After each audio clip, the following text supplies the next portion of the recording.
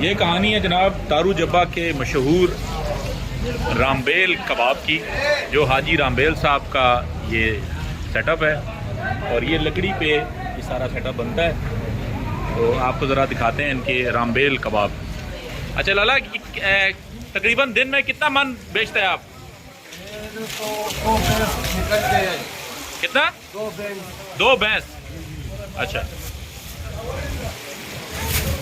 अच्छा, एक लगाओ ज़रा कबाब दिखाओ ज़रा। ये लगाया जी, और ये गया।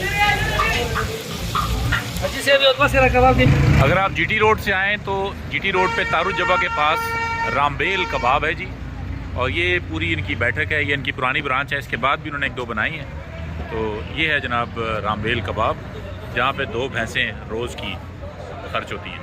ले जी, ऐसे सर्व होता है।